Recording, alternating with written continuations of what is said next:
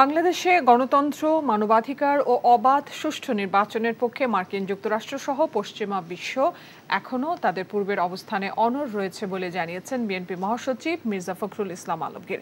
বাংলাদেশ নিয়ে পশ্চিমা বিশ্ব তাদের মনোভাব পরিবর্তন করেছে বলে আগের মতো এখনও ক্ষমতাসীন দল মিথ্যাচার করছে বলে অভিযোগ করেন তিনি। এছাড়া বাংলাদেশ ব্যাংকের রিজার্ভ আবারও চুরি হয়েছে কিনা বিষয়টি সরকারকে পরিষ্কার করার আহ্বান জানান তিনি। মিজান রহমানের রিপোর্ট।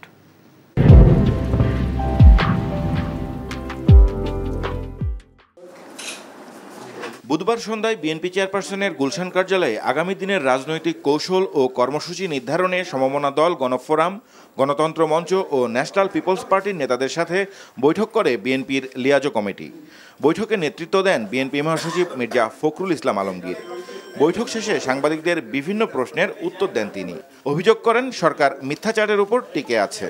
আমি জানি না আপনারা কি অবস্থান তাদের ভেবেছিলেন। আমরা যেটা দেখেছি আপনার সেটা হচ্ছে যে তারা একটা অবাধ সুষ্ঠু নিরপেক্ষ নির্বাচনের পক্ষে কথা বলেছেন। এটা তারা এখনও অব্যাহত রেখেছেন।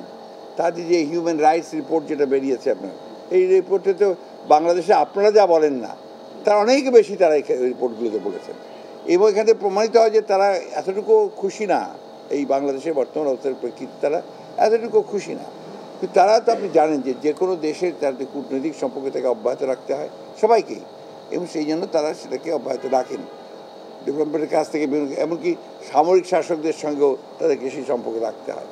বিদেশি গণমাধ্যমে বাংলাদেশ ব্যাংকের রিজার্ভ চুরি প্রসঙ্গে বিএনপি মহাসচিব বলেন, ব্যাংকে গণমাধ্যম কর্মীদের প্রবেশে বাধা দেওয়ার কারণে বিষয়টি নিয়ে ধোঁয়াশার সৃষ্টি হয়েছে।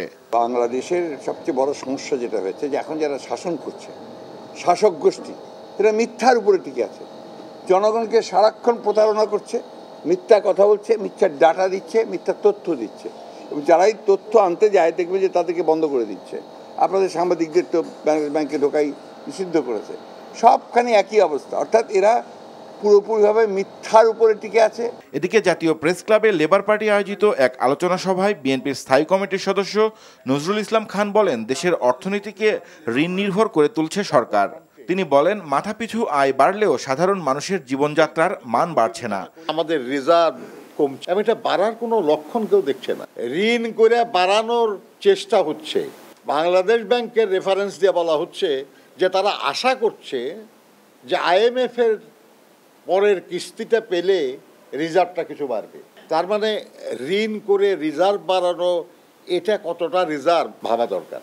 আমার সম্পদ কত, এটার বৃদ্ধি দেখানোর জন্য যদি আমাকে ঋণ করে দেখাতে হয়, তাহলে এটা আসলে প্রকৃতপক্ষে কোনো বৃদ্ধি না। জনসমর্থন নিয়ে ক্ষমতায় আছে আওয়ামী লীগের এমন দাবি অসার মন্তব্য করে তিনি বলেন, এজন্যই ক্ষমতা হারানোর ভয় থাকে ক্ষমতাসীনরা।